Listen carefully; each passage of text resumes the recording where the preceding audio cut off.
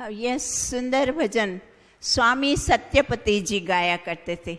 जब ध्यान उपासना का शिविर लगता था ना, तो उसमें मनस्थिति को ईश्वर में पूरी तरह से समर्पित करने के लिए वो स्वयं यह भजन होते। कितनी विनम्रता स्वामी सत्यपति जी महाराज का, उनका जो हम जीवन देखें, घोर परिश्रम, जिसको अतिशय कठिन परिश्रम कहते हैं, घोर तपस्या कहते हैं, वह इन महापुरुषों के जीवन का जब हम उनका अच्छी तरह से सारा जीवन चरित्र देखते हैं, सुनते हैं और स्वयं अपनी आँखों से जब उसका अवलोकन करते हैं, उनके व्यवहार को देखते हैं, तब हमें समझ आता है कि अच्छा, ये जो बार बार हमें हमारा जो वैदिक जो भी व्याख्यान होता है, सत्संग होते हैं, उसमें परिश्रम पुरुषार्थ का जो शब्द बार बार उपयोग होता है, तो वो परिश्रम क्या है, वो पुरुषार्थ क्या है, वो इन लोगों ने करके दिखाया। मात्र कह देने से, शाब्दिक ज्ञान से ना तो स्वयं का उद्धार होता है, न सामने वालों को वो शिक्षा लगती है, ना ही वो उस शिक्षा को प्राप्त कर पाते हैं। तो विद्या वो है जो विद्या आपको, व्यक्ति को, जो निम्न स्तर है, जिसका मापदंड उसका क्या है, उच्च स्तर का मापदंड क्या है। उच्च स्तर का मापदंड हमारे वेदों के सिद्धांतों के अनुरूप क्या है कि ईश्वर की प्राप्ति करना, इस जीवन में ईश्वर की प्राप्ति करना। इह चेत अवेदित अथ सत्यम अस्ति, नो चेदा अवेदित महति विनष्टि, नो चेदा अवेदिन महति विनष्टि। अर्थात अगर इस जन्म में, यदि इस जन्म में व्यक्ति ईश्वर की प्राप्ति कर लेता है तो सत्य है, सफल है, उसका जीवन सफल है। और अगर इस जन्म में उसने ईश्वर की प्राप्ति अनुभूति नहीं की तो समस्त पूर्ण विनष्टि, पूरा विनाश है। यह हमारे वेदों का सिद्धांत है, केन उपनिषद का यह मंत्र है। और यह मंत्र सत्यपति, जो स्वामी सत्यपति जी थे, उन्होंने इस मंत्र पे सत्योपदेश की एक छोटी सी पुस्तिका बनाई है। यहाँ उपलब्ध भी होगी और आप लोगों में से कई लोगों ने, जो पुराने बैठे हुए हैं, उन्होंने अवश्य पढ़ी होगी। सत्य करना और करवाना यह जीवन का मुख्य लक्ष्य होना चाहिए। अगर यह जीवन का मुख्य लक्ष्य नहीं है तो फिर व्यक्ति का समझ जाना उसके जीवन में कुछ भी नहीं। निरी भौतिकता, केवल भौतिकता, भौतिक पदार्थों को इकट्ठा करना और उसका उपयोग करना, अपने और संतान परिवार के लिए जीना, मर जाना, यही फिर मनुष्य का साध्य को उसने, ये जो भौतिक साधन है वो क्या है, साधन है। तो साधन को जिस व्यक्ति ने साध्य बना दिया, उसके जीवन में फिर उन्नति नहीं आएगी। निम्न स्तर जीवन कैसा था उनका? निम्न स्तर जीवन, 13-14 वर्ष तक अक्षर ज्ञान नहीं, उसके पश्चात सारा ज्ञान, अक्षर ज्ञान प्राप्त करना। कैसे अभावग्रस्त, कैसे परिवार से, अनाधोबी का पुत्र, मुस्लिम परिवार, इतना अभाव, 2 वक्त रोटी खाने की नहीं। ये जो विभाजन हुआ उस समय का बालक का, आप सोचो क्या हृदय पर कि ऐसी छाप पड़ गई, त्याग भावना, वैराग्य उत्पन्न हो जाएगा ना।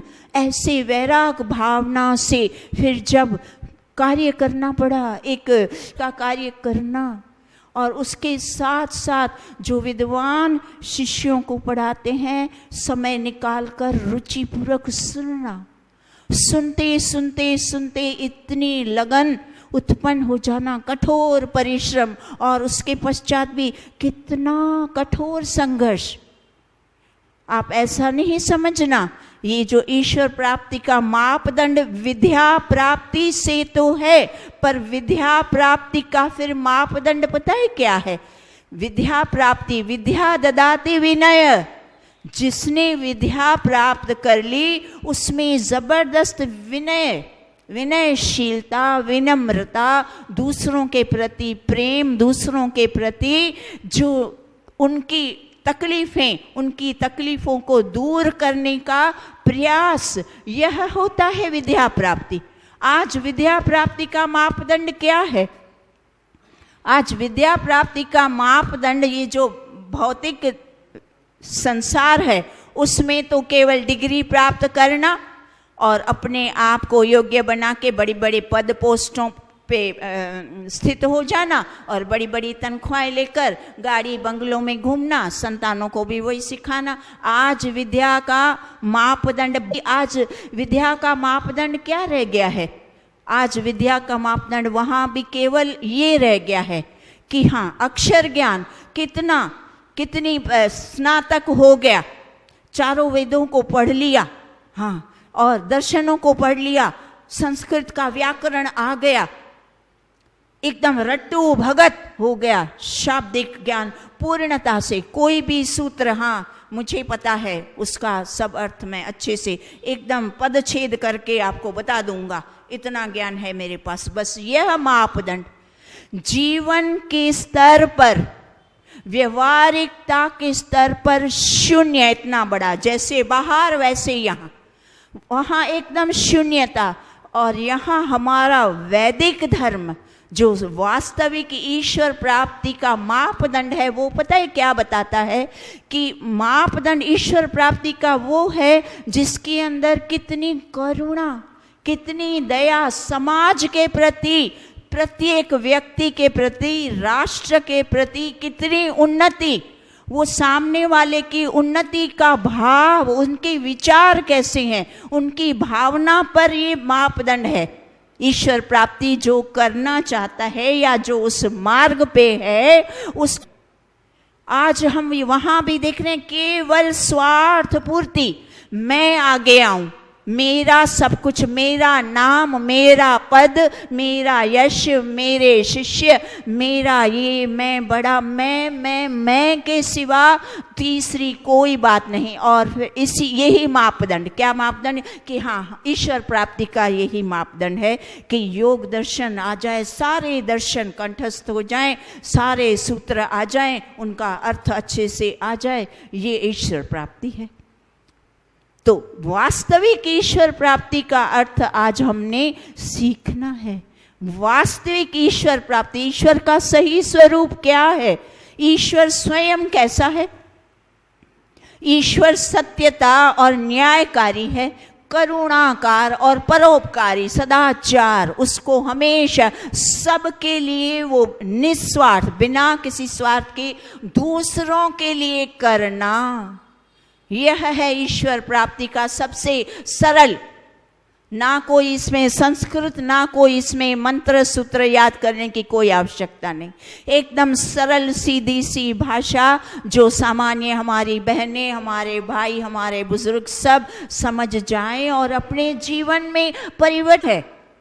मैं अगर वास्तव में ईश्वर को प्राप्त करना चाहता हूँ तो ईश्वर की प्राप्ति क्या है? ईश्वर को अनुभूत करना, सर्वव्यापक। ईश्वर कैसा है? सर्वव्यापक है, निराकार है, सर्वव्यापक, कण कण में, एक एक व्यक्ति के अंदर उसकी व्यापकता का अनुभव होना, यह तो है ईश्वर प्राप्ति, यही है ना ईश्वर प्राप्ति। और क्या है?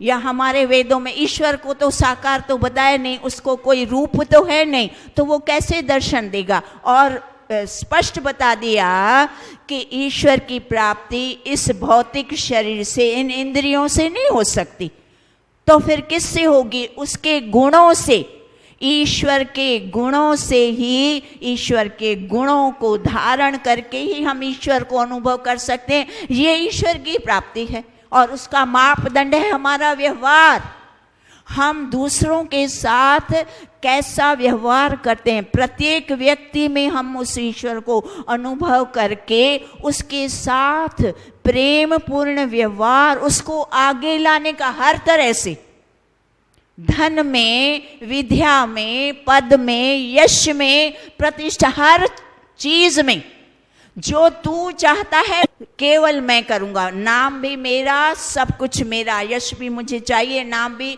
धन भी, शिष्य भी, बड़े बड़े संस्थान, सब कुछ मुझे, मेरा, तेरा कुछ नहीं। तू खाली सुन, सुनते हुए हाँ जी, हाँ जी। तो हाँ जी करना तो बहुत अच्छी बात है, विनम्रता।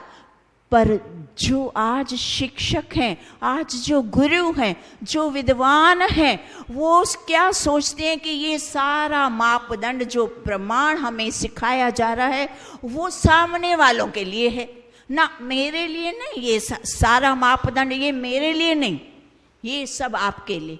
आप इसका अच्छी तरह से अनुकरण करो तो आपको ईश्वर प्राप्त हो जाएगा। और हमको तो ईश्वर प्राप्त है ही, हमें इस मापदंड की कोई आवश्यकता नहीं। क्यों? क्योंकि हम ऊंचे शिखर पर बैठ गए हैं, हमें कोई छू नहीं सकता, हमारे गिरबान तक कोई पहुंच ही नहीं सकता। कोई हमारी भूल जो निकाले, खबरदार, किसकी शामत आई है, जिसकी शामत आएगी वो भूल निकालेगा। भूल नहीं निकालना ना, भूल नहीं निकालना। तो इस तरह का जो आज मापदंड बन गया है, वो मापदंड को तोड़ने की निर्भीकता, हमारे ऐसे, हमारे महर्षि कैसे निर्भीकता, कैसी सत्यता, कैसा न्यायपूर्ण और कैसा कठिन परिश्रम और कैसा निर्लोभ।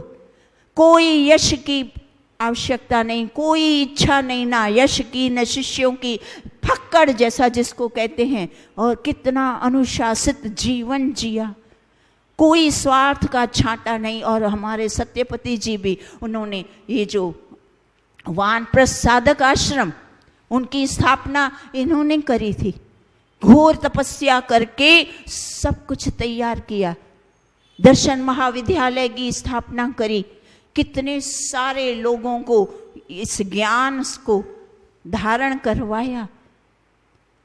स्वयं तो बेचारे चले गए, आगे लोगों के हाथों में जो सुपुर्द होता है, उनका भी तो कर्तव्य बनता है ना, कि वो गुरु की शिक्षाओं को कैसे लेकर अपने जीवन को उनके अनुकरण, जैसा उन्होंने, जैसे हमारे ऋषि ने जीवन जिया, वैसा ही अगर हम सब भी उसी का अनुकरण करते जाएंगे, तब तो ईश्वर की प्राप्ति, अनुभूति, हमें भी उसका सानिध्य, थोड़ा सा निकटता जिसको कहते हैं, हम उस मार्ग के राही, हम उस मार्ग के पुत्रेषणा। पुत्रेषणा का अर्थ दो होता है, जो गृहस्थी होते हैं उनको संतान की, और जो सन्यासी हैं उनको शिष्यों की, वो भी पुत्रेषणा है। मेरे शिष्य, अधिक शिष्य। तो ये पुत्रेषणा और वितेषणा, बड़े बड़े संस्थान बनाना। क्यों?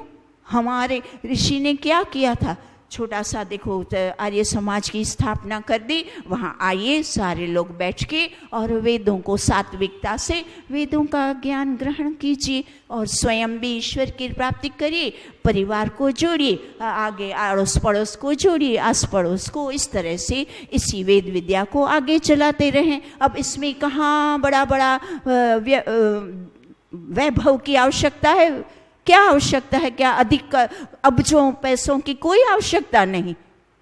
इतनी बड़ी बड़ी वैभवशाली, सब सारा कुछ वैभव होना चाहिए, हम भी उसका अच्छे से उपयोग करें और दूसरों को भी आकर्षित, फिर लोग भी तो हम लोगों को क्या सिखा रहे हैं, विलासिता और वैभव सिखा रहे हैं ना। हमारे ऋषि ने हमें सात्विकता, हमारे वेद हमको सात्विकता, सरलता, सादगी, यहाँ भी आप आर्य समाज के देखिए तो पर्याप्त है, जितना धन है उससे सब अच्छे से काम चला सकते हैं ना। अब इसमें किस चीज की अधिक आवश्यकता है, व्यक्तिगत सुधार की। हमारे ऋषि ने किस बात पर ज्यादा जोर दिया, ध्यान, उपासना और व्यक्तिगत सुधार ध्यान उपासना से होगा। तो व्यक्तिगत सुधार पे हमारा ध्यान नहीं है, हमारा ध्यान केवल बाहरी बाहरी बाहरी बाहरी, यह तो सारा आंतरिक मामला है। तो फिर इसीलिए वहाँ और यहाँ कि सत्यपति जी ने कितनी सुंदर बात देखी, भजन में कितनी अच्छी बात बताई कि जिंदगी को हम खोते रहे, गफलत में सोता रहा। गफलत किसको कहते हैं? गफलत का अर्थ है लापरवाही, असावधानी, बेपरवाह, भूल जाना, सब कुछ भूल जाते हैं। इतनी लापरवाही, केयरलेस हो जाती है, कोई बात नहीं, बस होता रहेगा होता रहेगा, ऐसा नहीं होता। एकदम सावधान रहना, उस लक्ष्य को ध्यान में रखकर वैसा सादा सरल सादगी पूर्ण जीवन हमारा, और सारे जहां का अब मैं न यहाँ का रहा न वहाँ का, अब तो जिंदगी है तेरे हवाले। परम पिता परमेश्वर के लिए जो निष्ठा, जबरदस्त श्रद्धा कि ईश्वर के सिवा, देख लिया कि ईश्वर के सिवा पूरा संसार शिष्य बनाए स्वार्थी, मैं बड़ा, ऐसा ही नजरों से देखा उन्होंने अपने जीवन में। मनुष्य की कैसी हालत हो जाएगी कि इतना कुछ किया पर परिणाम क्या आया? दो व्यक्ति भी आपस में भाईचारा न बना पाए। आप सोचो, इनकी सारी तपस्या का फिर क्या मन में करुणा आ जाएगी ना, कि कितने लापरवाही, कितने असावधानी, कितने बेपरवाह हो गए, गफलत में सारा जीवन ऐसे ही बिगाड़ दिया। नींद आंखों से धोई नहीं, अभी भी आंखों में वही खुमार, वही लोकेशना, वही पुतरेशना, वही सब कुछ भरा पड़ा है। कुछ भी अपने जीवन को संवारा नहीं, केवल भौतिकता में, दिखावे में, जैसी सारी दुनिया है वैसे जीवन बेकार कर दिया। और फिर नाम ईश्वर प्राप्ति, ना मुझ कोई नहीं, सबको देख लिया, मेरी माता तू, पिता तू, सब कुछ, भाई तू, बंधु दू, मुझे कुछ नहीं, किसी से कुछ न मांग के, सिर्फ सारा सफीना अर्थात नाव, ये फारसी शब्द है। तो बोलते हैं जिस व्यक्ति ने अपनी नाव को सुप्रद कर दिया परम पिता परमेश्वर के हवाले, दूसरा कोई नहीं, उसकी नाव ईश्वर स्वयं संभालता है, फिर उसकी नाव को डुबोने नहीं देता।